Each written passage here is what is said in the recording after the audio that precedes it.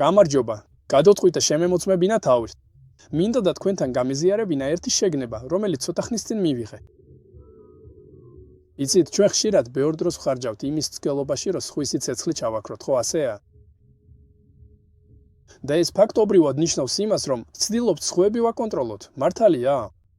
მაგრამ დაფიქრდით, რამდენ პრობლემას ქმნის ეს? რამდენად უკეთესი იქნებოდა რა?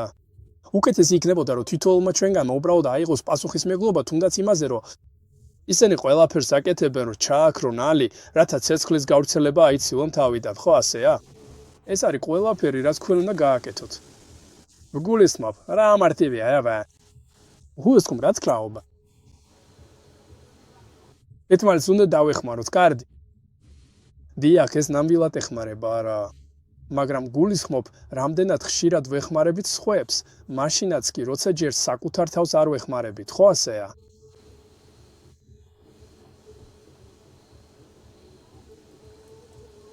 იცით, არ მინდა სხვებს დახმარების სურვილი დაუკარგო, მაგრამ ვიღაცა ამას უკვე სცადა. როგორ ვრცელდება ცეცხლი, ანა? დაფიქრდით ამაზე, როგორ ვრცელდება ის?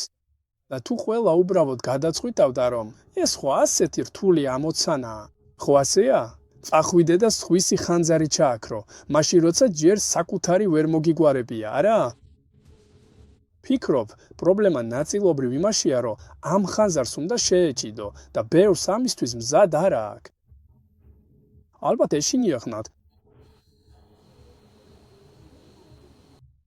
და ამიტომ ამის ნაცვლად ცდილობენ ყურადღება გადაიტანონ ალბათ და სხვის ხანძარს აქრობენ, რადგან ის ხანძარი ალბათ ცოტა უფრო მარტივია მათთვის, რომ შეეჭიდონ, რადგან გარკვეული დისტანცია აქვთ მისგან, ან უკვე აქვთ ამაში გამოცდილება.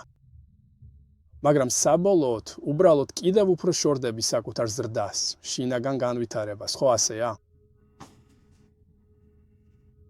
ალბათ ეს ვიდეო უფრო პოზიციაზეა.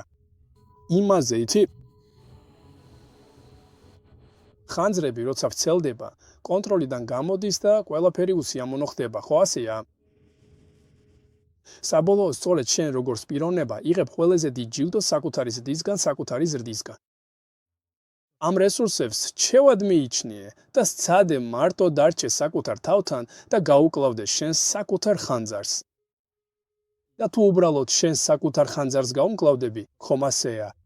თუ ყველა ამას წარმატებით გააკეთებს, მაშინ მსოფლიო უკეთესი ადგილი გახდება, ბევრად უკეთესი, არა?